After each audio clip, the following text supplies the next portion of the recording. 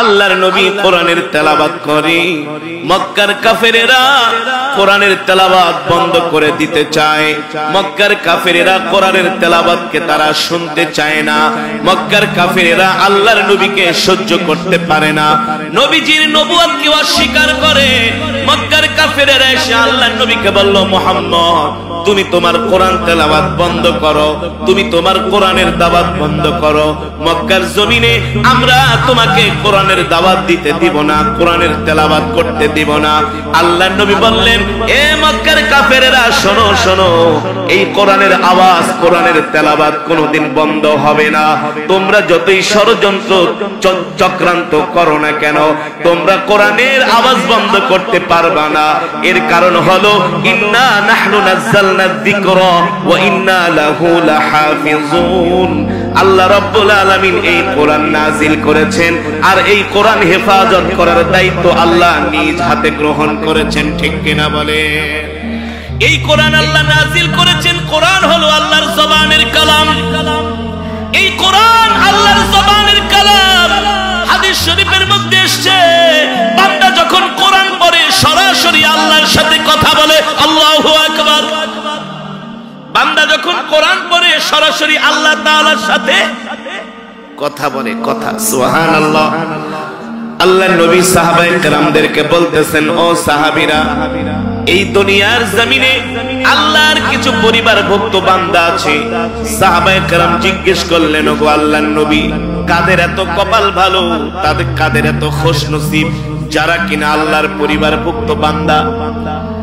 আল্লাহর নবী বলে, সাহাবীরা, এই দুনিয়ার জমিনে যারা আল্লাহর কোরআনকে মুহাব্বত করে, আল্লাহর কোরআনকে ভালোবাসে, কোরআনের মজমায় আসে, কোরআন তেলাওয়াত করে, কোরআনকে মুহাব্বত করে। আল্লাহু আকবার। ইন্না লিল্লাহি আহলিনা মিনান নাস কিলা মান হুম ইয়া রাসূলুল্লাহ আহলুল কোরআন হুম আহলুল্লাহ। আল্লাহর নবী বলেন, এই জমিনে এমন কিছু আল্লাহর পরিবারভুক্ত বান্দা আছে। সাহাবায়ে কেরাম জিজ্ঞেস করলেন, কিলা মান হুম ইয়া রাসূলুল্লাহ, ওগো নবীজি, কাদের এত কপাল ভালো যারা কিনা আল্লাহর পরিবারভুক্ত বান্দা? নবীজি বললেন, আহলুল কোরআন হুম আহলুল্লাহ, যারা কোরআন তেলাওয়াত করে, কোরআন অনুযায়ী চলে, তারাই হলো আল্লাহর পরিবারভুক্ত বান্দা। মুসলমান আমরা যেখানে বয়ান শুনতেছি, পাশে একটা গোরস্থান। ঠিক কিনা বলেন? ঠিক না? এই গোরস্থানে আপনারা আমার মতো কত মানুষ শুয়ে আছে? কথা বলেন। এই গোরস্থানে যারা শুয়ে আছে, তারাও তো সম্পদ, অর্থবিত্তের মালিক ছিলেন। কথা বলেন, কথা বলেন। তাদের তো সন্তান আছে, স্ত্রী আছে। ঠিক না? এই গোরস্থানে এমনও মানুষ শুয়ে আছে যাদের সামনে কেউ কথা বলার সাহস আছে না? কিন্তু আজকে তারা কবরে শুয়ে আছে।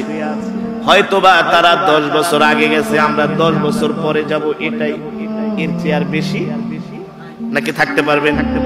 টাকা পয়সা, বাড়ি গাড়ি কিছুই যাবে নাকি? যাবে? যেই সন্তান আপনাকে এত ভালোবাসে, যেই সন্তানকে ছাড়া আপনি থাকতে পারেন না, এক মুহূর্ত না দেখলে সেই সন্তান কি আপনার সাথে কবরে যাবে?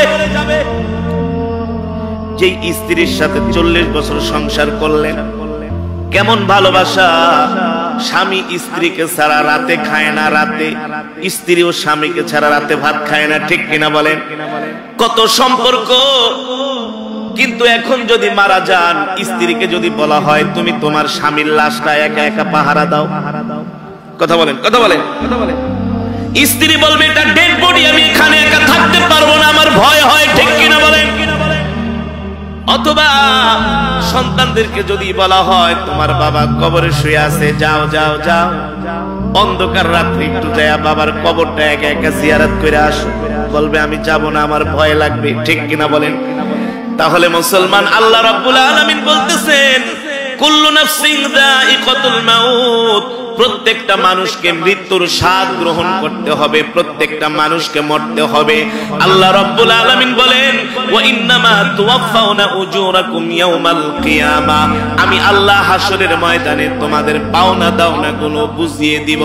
ফামান যুহজিহা আনিন নার, আল্লাহ রাব্বুল আলামিন বলেন ফামান যুহজিহা আনিন নার ওয়া উদখিলাল জান্নাতা ফাকাদ ফাজ।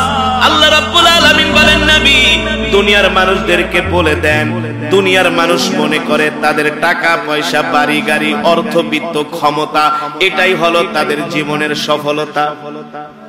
মানুষ মনে করে কি করে না? মানুষ মনে করে আমি অনেক সম্পদের মালিক হইলে এটা আমার জীবনের সফলতা। মনে করে কি করে না? জোরে বলেন, জোরে বলেন। আমার কথা যদি যুক্তিসঙ্গত হয় আমার কথার সাথে উত্তর দিবেন, পারবেন? হ্যাঁ, সেই ইমানের আওয়াজ আছে ইনশাআল্লাহ, ইমানের পাওয়ার আছে। আমি যদি কোরআন থেকে কথা বলি, আমার কথাগুলো সব যদি অথেন্টিক হয়, আল্লাহর কোরআন অনুযায়ী হয়, চুপ করে থাকা যাবে না, কথার উত্তর দিতে হবে। ঠিক কিনা বলেন? আপনি একটা কলেজ ইউনিভার্সিটির স্টুডেন্টকে ডাক দিয়ে জিজ্ঞেস করেন, বাবা বলো তোমার জীবনের সফলতা কি, তুমি কি হতে চাও? সে বলবে আমি পড়াশোনা করে ভালো রেজাল্ট করতে চাই, ডক্টরেট করতে চাই, পিএইচডি করতে চাই, পড়াশোনা শেষ করে বড় একটা জব নিব, লক্ষ লক্ষ টাকা কামাবো, অথবা দেশের বাহিরে ইউরোপ আমেরিকায় চলে যাব। ঠিক না? সেখানে যায় ডলার কামাবো, পাউন্ড কামাবো, বিলাসী জীবন যাপন করবো, মার্সিডিজ নিয়ে ঘুরবো। বাবা এটাই কি তোমার জীবনের সফলতা? বলে আঙ্কেল বলেন কি, একটু মাথায় হাত দিয়ে দোয়া করে দেন নাকি? আঙ্কেল মাথায় হাত দিয়ে দোয়া করে দেন যাতে করে খুব তাড়াতাড়ি ইউরোপ আমেরিকায় যেতে পারি, ভিসা পেয়ে যাই। ঠিক না? সিলেটে এক জায়গায় আমি বয়ান করতেছিলাম, এই বয়ানটা যখন করলাম সিলেটি যুবকরা ওবা খিতা খারিসা, তুমি কি সব মনের খবর জানি গেছো? কি বলে তুমি সব মনের খবর জানো? ওবা খিতা একটা বিশাল লেগে এত কষ্ট। আমি বলি কেন? এই দেশে এত ভাল লাগে না? যান জট, গরম, ধুলা, বালু, এত কিছু ভাল লাগে নাকি? কারেন্ট থাকে না, বিদ্যুৎ থাকে না, তো কি কয় আমেরিকা লন্ডন যাইতে পারলে কোনো কষ্ট নাই। বলে হুজুর তুমি কেমনে জানো মনের খবর? আমি তো লন্ডনের ভিসার লেগে 12 বছর দৌড়াইতেছি, একটু দোয়া করুক যাতে একটা ভিসা পাই। ঠিক করে মানে? আমি জিজ্ঞেস করলাম যুবক লন্ডন যায় কি করবা? তুমি জানো না ওই দেশের জীবন যাপন অনেক আরামের, কোনো কষ্ট নাই। ঠিক না? কিন্তু আপনি খোঁজ নিয়ে দেখেন যারা ইউরোপ আমেরিকাতে থাকে 100%-এর মধ্যে 90 জনই ঠিক মতো ইসলাম মানে না। ওই দেশের রাস্তায় চলাফেরা করা যায় না, ঈমান নিয়ে বাঁচা বড় কঠিন। ঠিক কিনা বলেন? আপনি মদ খাবেন না, আপনাকে প্রতিনিয়ত জোর করবে আপনার কলিগরা, আশেপাশের ভাই বেরাদারা, দোস্ত খাও, কি হয়েছে? এক ডোক খাইলে, এক ডোক খাইতে খাইতে পরে মনে করেন প্রতিদিন 1 বোতল ছাড়া আর ঘুম আসবে না।